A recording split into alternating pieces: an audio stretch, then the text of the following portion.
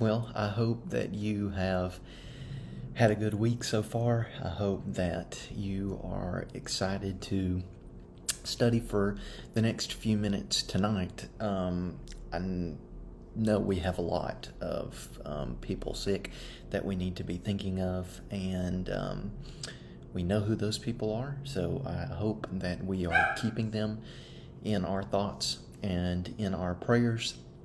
Our video tonight is not going to be as long because we're going to talk about some things at Eastwood tonight that I don't necessarily want to bring up or talk about over a video because we can't clarify things if they seem a bit obscure from when we talk. So we're going to do a quick video. What I think would be beneficial tonight is if you're watching online to read chapters 6, 7, 8, and possibly part of chapter 9 if you're up to it. I know that that is quite a bit of reading, but I think it'll be beneficial. These are chapters in the book of Genesis that I think we know very well. But there are also chapters that I think every single time you read them, you kind of find more that you didn't see in your previous reading.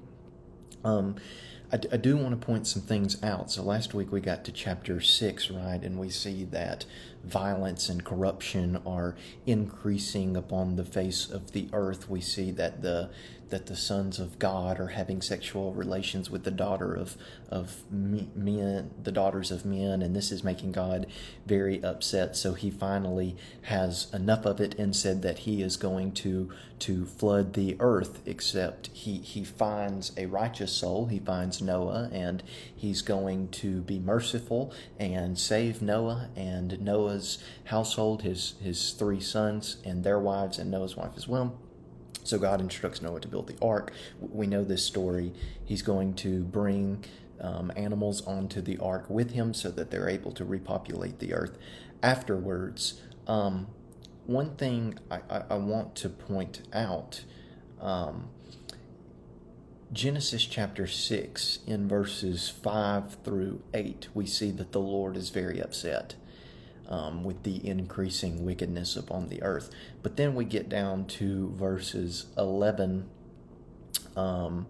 through 13, and we sort of see the same thing that was repeated in verses 5 through 8. So I guess my question is tonight, when you read this, why do you think Noah why do you think Moses feels the need to basically repeat himself in the matter of a couple of verses? So that's the first thing. Second thing, we get to chapter 7, and Noah is on the ark 7 days before the rain starts, and the rain finally starts, and the Lord is the one that shuts he's the one that shuts the door. Okay, that's verse 16 of chapter 7. That is theologically significant, that the Lord shuts the door. So when you read chapter 7, think about the Lord shutting the door, and why do you think that that is theologically significant? What does that communicate to us about the Lord and about the event that the Lord is bringing about? Well, we finished chapter 7. We again know this chapter. Chapter 8, finally, the flood is over. Noah's waiting to get off of the ark. And we see, let's see, I've lost my place.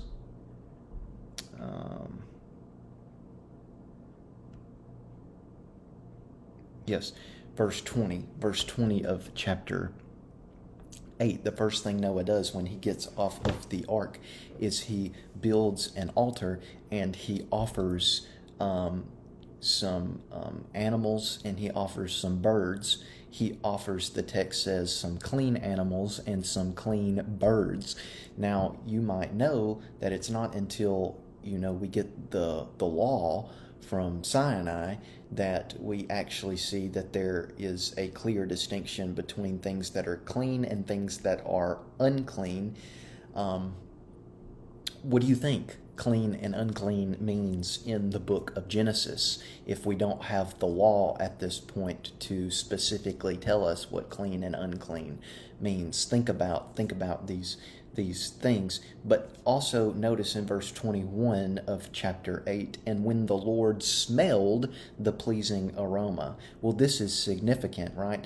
Because there were many gods in the ancient Near East that were actually, it is said, filled by sacrifices. That is to say that they were hungry and their appetite was pleased by the offering of sacrifices, by their appetite, not pleased, their appetite was satisfied by the offering of sacrifices. But that's not the case. It's not the case with God. In Genesis chapter 8, God smells, right? Well, think about how powerful the sense of smell is, and it has the power to bring to mind many memories, right? So think about that. Notice verse 22. This is significant. While the earth remains, seed time and harvest, cold and heat, summer and winter, day and night shall not cease. So time is going to pass, and that is going to mark the aging of humans, but it's also going to ensure that humans can take confidence in the fact that although they may be wicked, God is going to keep his part of the covenant. And then we get to chapter 9. If you make it to chapter 9 is a very interesting chapter.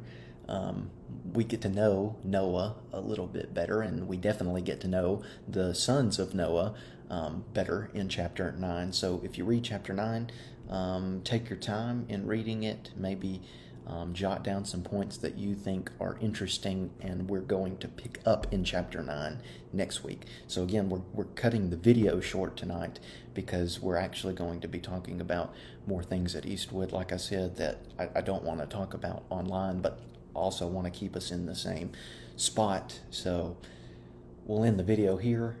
Take some time in thinking about God tonight. Don't just blow through reading chapters 6, 7, and 8 and part of 9 if you desire to do that. Slow down. Think about what you're reading. Ask yourself questions. See if there's biblical answers to those questions. Hopefully there are. And spend some time maybe in prayer as well as in reflection. So we'll stop here tonight, and we'll pick back up here, Lord willing, next Wednesday night. Can't wait to see everybody Sunday. God bless.